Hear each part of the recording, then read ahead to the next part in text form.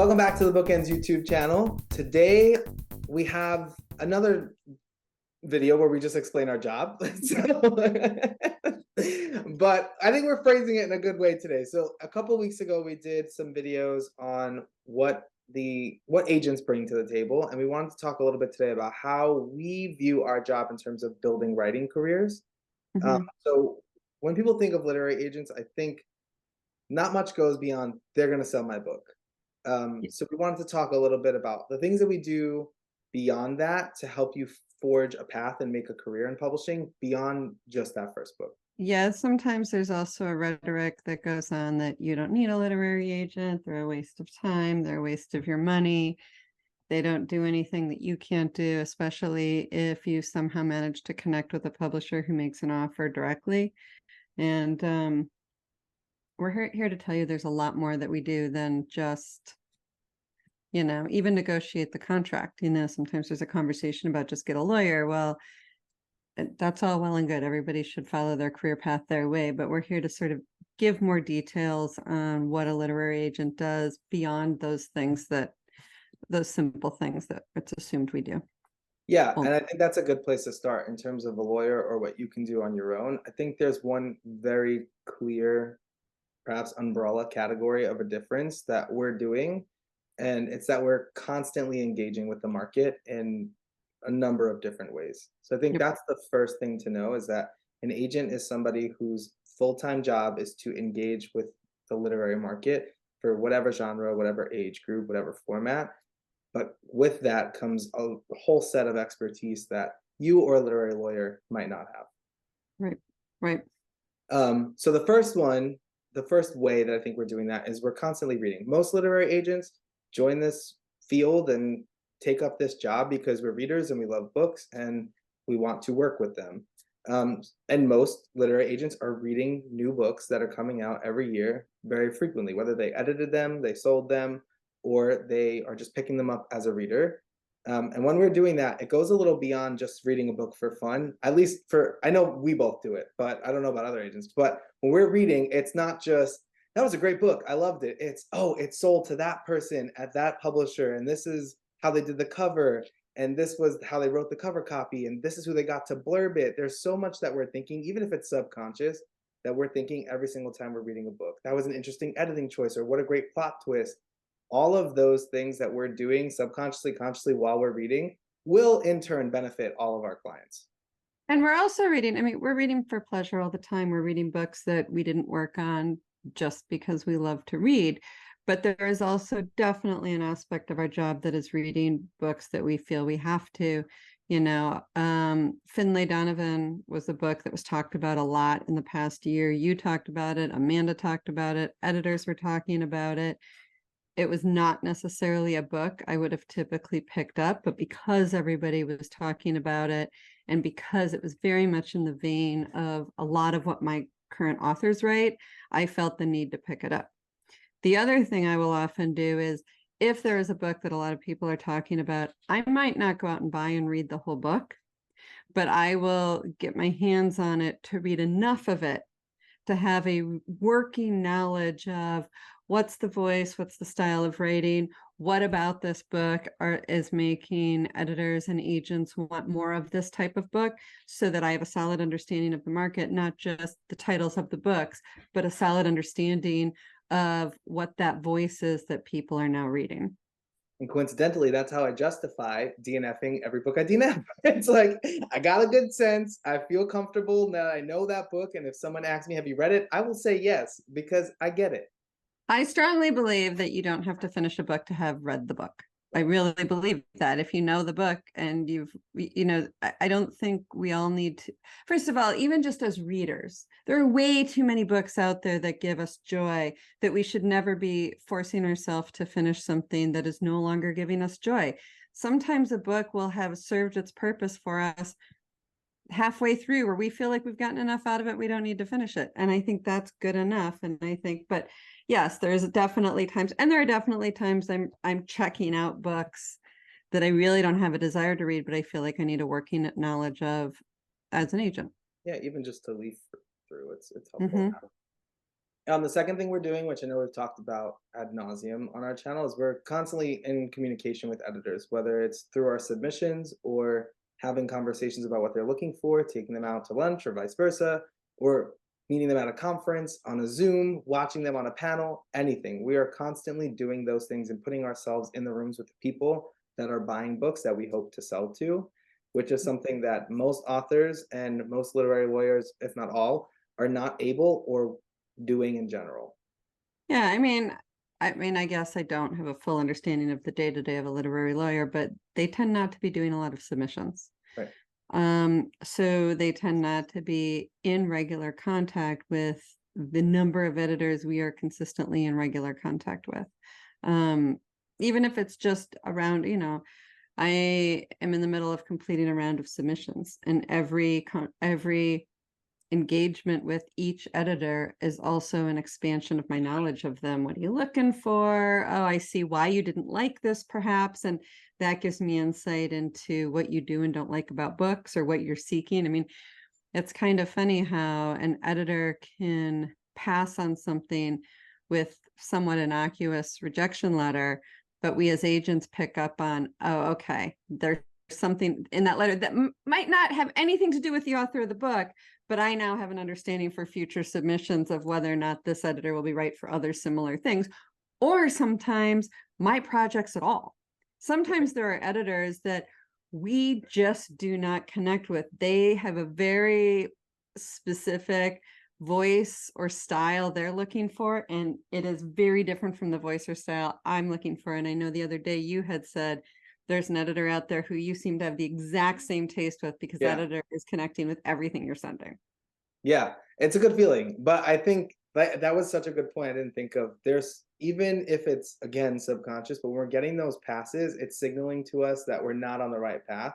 And the more times we do it, the more it just becomes an instinct for us. And over 2, 3, 4, 5, 10, 20 years, it's like we can make a sub list like that. We know to go to like that. That's a really good point. Yeah, and it's also, it gets very specific and detailed too. It's not just like, oh, this editor loves, contemporary romance, or this editor loves women's fiction. It's, I had a pass recently on a project where the editor didn't feel the romance in a portion of the book played out enough. And my thought was, because it was never meant to be a romance. Like, that was never a giant piece of the book. But in my head now, I'm like, okay, that editor wants strong romance elements in the books that they take on. So I'm going to keep that in mind, depending on what type of submission I'm going out with.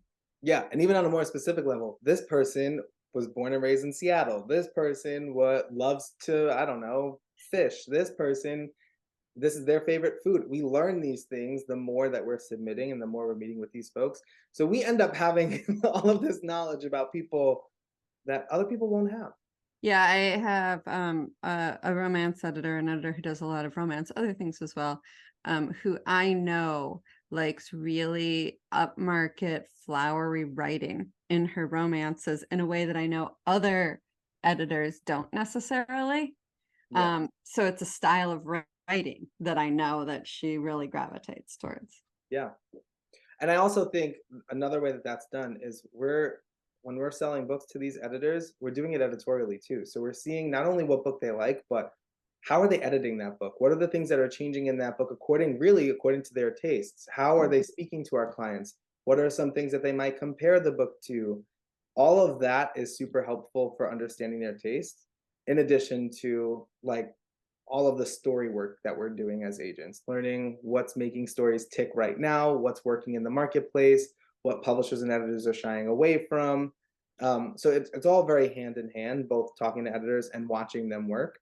We learned so much about the market and also about the people that are making the market.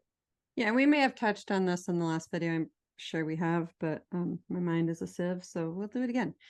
Also, editorial, part of our job is, it doesn't always happen. So sometimes I worry, sometimes we say things here and everybody gets upset if their path didn't lead this way. But sometimes prior to getting an offer from a publisher, we'll have phone calls with the editors. Right. And the author will say to me, well, what should I expect? What's going to happen? I said, really, not a lot. We're just going to get a sense for what they want, what they need. But part of from my experience in those phone calls is to really hear what the editor is saying in terms of, does this feel like a good fit for this author in terms of what they're asking for, or their vision for the book, or their excitement and their enthusiasm? And how does it compare to other editors? And I can have an understanding of that because I've had enough of those phone calls. And then I also know enough, not just about the editor, but also about the publisher. So how when one publisher presents something that sounds really fantastic to the author, I can be like, that's pretty much their standard, or something like that, because I've been in the phone calls. Yeah. And we actually don't have this on our list, but your point kind of dovetails into it really well. But the strategy of submitting, the strategy, now we talk about negotiating a lot, and I know that we have another video planned for that, but the strategy of knowing who to submit to, when to submit to them, how to submit to them, what to tell them in the middle of a submission when there's interest, all of that are things that we learn on the job, and it's experience that we have and we accumulate in all of the books that we sell. We learn new things and how to speak to editors and how to handle a potential sale differently every single time. But also publishing strategy. Yeah. I mean, so True. often the publisher will come forward and say, we want to move this book to this pub date, or we're looking at this pub date. And we can have a really honest conversation of, that's great, that's not good. And those things have changed. Yeah. Great pub dates 20 years ago are not the same as a great pub date now. Even 3 years ago. Yeah, even a few years ago. And then, and we also, from conversations with editors about pub dates, we know what that looks like, but also it allows us to have conversation in-house here and Right. say, hey, what are everybody's thoughts? What are your experiences from talking to editors on this particular thing the publisher is asking? Yeah, and for the record, that also goes for cover copy, and our next category, which is marketing and publicity. Knowing what one publisher does, what has been successful for a certain genre or age format, suggestions that we can make for your marketing plan, or questions that you should be asking, or things you can be doing to support your publisher. All of that is super important and something that an agent brings to the table, because that marketing and publicity helps you get your books out there, which is a huge part of building your career beyond the first book. Getting the book in the hands of readers, having people fall in love with it, is a huge part of building a career. And also, this wasn't on this, but the marketing conversation made me think about it, a reality check. Both good and bad. I think it's really easy for authors to get caught up in, well, this author had this, and if I don't have this, I'm going to fail, or everybody I know is doing this, so I should be doing that too. And we can have a real honest conversation of, that actually doesn't work, or that worked a few years ago, and I know it worked well for you then, but I think it's a waste of your time and money now. I've had so many conversations from a marketing perspective with clients where I said, if you really want to do that because it brings you joy, go ahead. But I can't promise the amount of time and energy and money you're going to put into it are going to equal themselves out in sales. But Right. again, joy is a huge piece of it. So if it brings you joy, go for it. But if you're seeking something big out of it, I don't think that's the right route. And those are conversations we have too. And then also sometimes publishers suggest things that don't sound exciting to the author, where we're like, oh no, that's great. Yeah, but I think comparison in general, how many people compare their cover to somebody else's cover, their career path to somebody else's, their advanced size to somebody else's? It's important for agents to have a good sense of what other people are getting and what other people are doing, in order to know, like, hey, you're doing fine. Like, you are on the right track. And I think a lot of people can lose sight of that, myself included, probably. And it's important to have somebody who is engaging with the market that can say, chill. Like, our job is to kind of be a vessel for other people's experiences in this industry, knowing what people are doing, knowing the strategies, so that we can help you have a better, stronger career and be a better, well-rounded agent for you. And with that in mind, something else that popped into my head is our relationship with editors. I think that we have built relationships with these editors and have a way to talk to them when things are going south or when things are great. And we can very honestly say, hey, let's really dig down deep, very casually. I don't, we know each other, so you know where I'm coming from. I know where you're coming from. I just closed a deal, and part of the negotiation was I was working in conjunction with the offering editor. to try to see what do you need from me so that this deal up. And we were getting on the phone and being like, I think if you can get me this and we can do this, I think I can get you what you're looking for. And those are things that work because of our long-term relationship. Yeah. It's all like our experience and our name and our reputation goes a long way. Mm-hmm.